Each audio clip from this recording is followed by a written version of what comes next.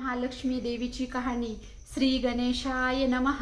श्री लक्ष्मी देवे नमः। ओम श्री क्लूं धनं देहि मां।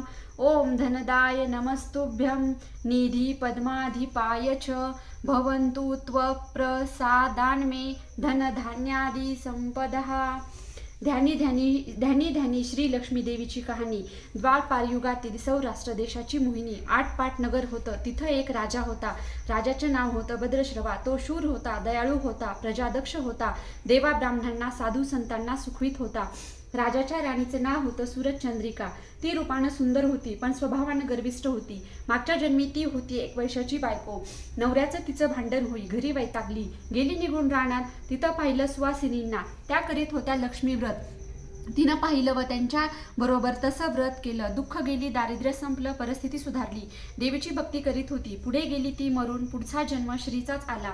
पुढे भाग्य उजळलं, भद्रश्रवा राजाशी लग्न झालं, ऐश्वर्य हाती आलं, गर्वानं फुगली, गरिबांना विसरली, तोऱ्या ताठानं बोलू लागली, दास दासींवर खेकसू लागली। एकदा काय झालं, देवीच्या मनी आलं राणीला भेटावं, मागची आठवण द्यावी, ती ओळखते का पाहावं। राणी राजवाड्यात मजेत राहत होती। राजा तिचं कौतुक करी। त्या दोघांना 7 मुलगे झाले, एक मुलगी झाली। मुलीचं नाव होतं शांबाला।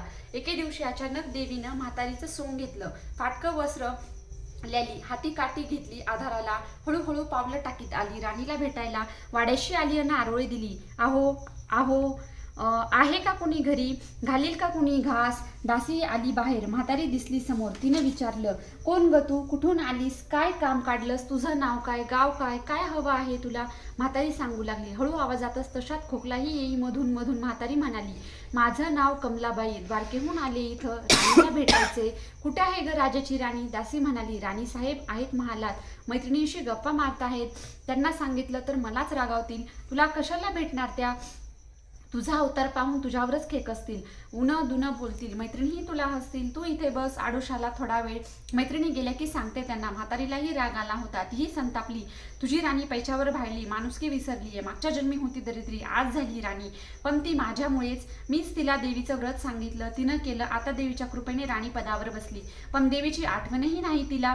तिला आता संपत्तीचा गर्व झालाय, डोळ्यांवर पैशाची धुंद आलीये, गोरगरिबांना कशाला विचारेल ती। थोरा मोठ्यांच्या मुली मैत्रिणी झाल्या, म्हातारी गरीब भिकारीन तिला पण विचारते। ही राणी लक्ष्मीव्रत विसरून गेली, घेतला वसा टाकून दिला, उतली मातली, पण याचं फळ तिला भोगावंच लागेल, नंतरच डोळे उघडतील तिचे, जाते मी परत। दासीनं म्हातारीला पाणी दिलं, हात जोडले, म्हणाली, मला सांगते व्रत ते मी करीन, ते नेमानं उतरणार नाही, मातणार नाही, घेतला वसा सोडणार नाही, दिलेला शब्द विसरणार नाही, मोडणार नाही। म्हातारीनं त्या दासीला व्रताचा वसा सांगितला। ती उठली व काठी टेकीत तिथून निघणारच तोच माडीवरून एक मुलगी लगबगीनं खाली आली। ती होती राणीची मुलगी शांबाला। ती आलीनी कळवळून म्हणाली, आजी रागवू नका, माझी आई चुकली, तिच्यासाठी मला क्षमा करा, मला धीर द्या, आईला दिलेला शाप मागे घ्या, मी तुमच्या पाया पडते, मुलीवर दया करा। म्हातारीला आईची खूप दया आली। मुलीची होती कोमल काया, ती क्षणभर मुलीकडे डोळे भरून पाहत होती। तिनं मुलीला लक्ष्मीव्रताचा वसा सांगितला व ती मुलीचा निरोप घेऊन निघणार तोच राणी तरातरा आली माडीवरून। दारीशी येते तर दिसली ती म्हातारी। राणी कडाडली, कोण ग तू थेरडे, इथे कशाला आलीस, जा इथून, उठ लवकर, नाहीतर ढकलून द्यायला सांगते तुला, लाज नाही वाटत का तुला इथे यायची, दुसरी घरं नाहीत का तुला। म्हातारीचे डोळे गरगर फिरले, कपाळावर आट्या उमटल्या, नितडक ती निघून गेली परत। पुढं दासीनं लक्ष्मीव्रत केलं, तिची स्थिती उत्तम सुधारली, ती गेली दासी पण सोडून, पण पुढे सुखानं संसारही सुरू होता तिचा। पुढे मार्गशीर्ष महिना आला, पहिल्याच गुरुवारी शांबालीनं लक्ष्मीव्रत केलं। सगळे नेमधर्म पाळून 4 गुरुवार तिनं ते व्रत केलं। शेवटच्या गुरुवारी थाटानं उद्यापन केलं। सिद्धेश्वर राजाच्या मालाधार नावाच्या राजपुत्राशी शांबालीचा विवाह झाला।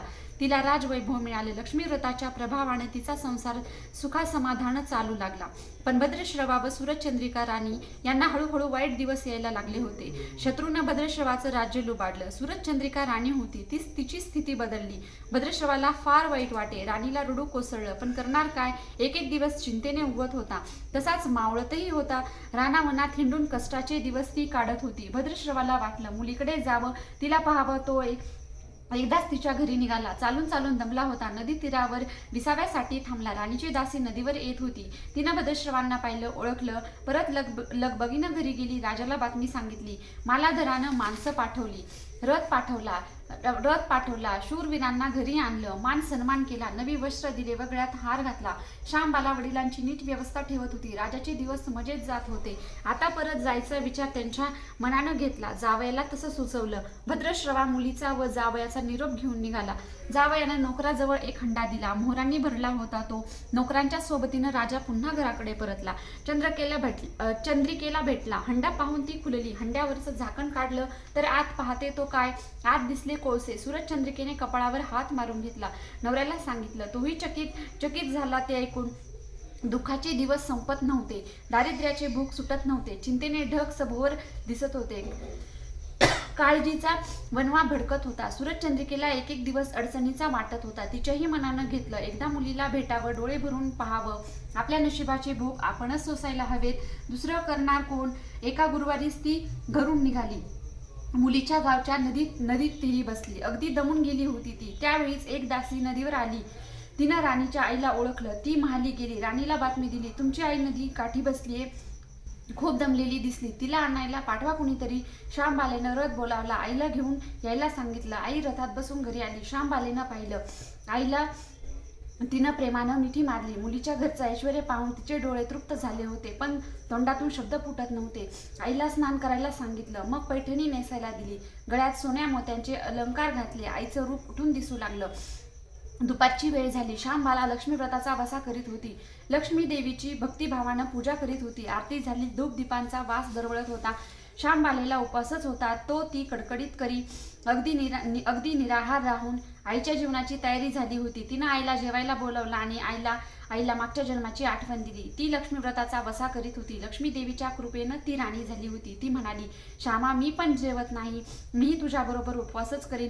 श्यामा ठीक आहे म्हणाली. मार्गशीर्ष महिनाच होता तो. 4ही गुरुवार मुलीनं केलेलं व्रत तिच्या आईनं पाहिलं होतं. भक्तिभावाने नमस्कार करीत होती, उपास करीत होती. सर्व दुःख दूर व्हावीत म्हणून प्रार्थना करत होती.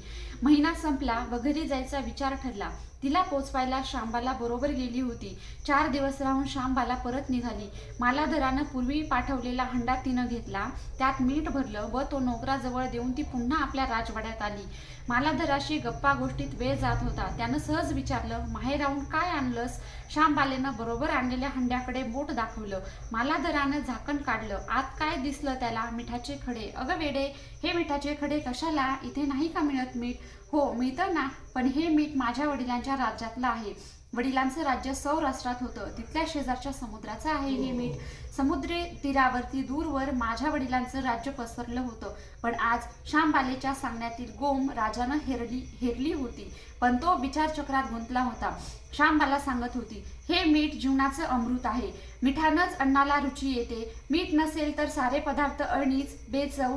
जो माणूस तिथं मीठ खातो तो धन्याची नेहमीच इमानी राहतो, त्याचं रक्षण करतो. कामात कसूर झाली तर प्राणार्पणही करतो. मालाधराचं विचारचक्र थांबलं नव्हतं. त्यानं ताबडतोब आपले सेवक आपल्या सासऱ्याकडे भद्रश्रवाकडे पाठवले व त्यांना ताबडतोब बोलावून घेतलं.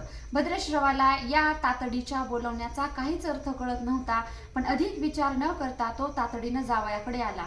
दोघांची गुप्त बैठक झाली व त्यातून एक नवा विचार निश्चित ठरला. भद्रश्रवानं आपली अनुमती दिली होती. मालाधरानं आपल्या मुख्य सेनापतींना ताबडतोब भेटून जाण्याची आज्ञा दिली. सेनापती आले व त्यांनी मालाधरांना आदरपूर्वक वंदन केले. काय आज्ञा असे नम्रपणे विचारले. भद्रश्रवाचं राज्य जिंकून घेतलेल्या शत्रूवर ताबडतोब स्वारी करून जायचं. प्रत्येक सैनिकाच्या हाती या हंड्यातला एक मिठाचा खडा द्यायचा. शपथ घेऊन शर्थीनं झुंजायला सांगायचं. राजाच्या आज्ञेनुसार सेनापतीनं सर्व व्यवस्था केली व दुसऱ्याच दिवशी सर्व सेना घेऊन शत्रूवर चाल केली. शत्रू बेसावध. मालाधराचे सैनिक अधिक सावधगिरीने शत्रूंच्या राज्यावर तुटून पडले. घणाघाती लढाई सुरूच होती, पण मालाधराच्या सैनिकांचा पवित्रा शत्रूला अडवताच येत नव्हता. शत्रूचे सैनिक जमिनीवर कोसळत होते. मालाधराचे सैनिक पराकोष्टानं पुढे सरकावत होते. युद्धाचं तांडव अखंड चालू होतं. सूर्य पश्चिमेकडे सरकत होता. थोड्याच वेळात अंधार पसरणार होता. मालाधराचे सैनिक अधिक ईर्षेनं पुढचं पाऊल पुढे खेचत होते आणि शेवटी मालाधराच्या सैन्यानं शत्रूला फडशा पाडला होता. मालाधराच्या सैन्याचा अपूर्व विजय मिळवला होता. भद्रश्रवाचं राज्य पुन्हा मिळवलं होतं.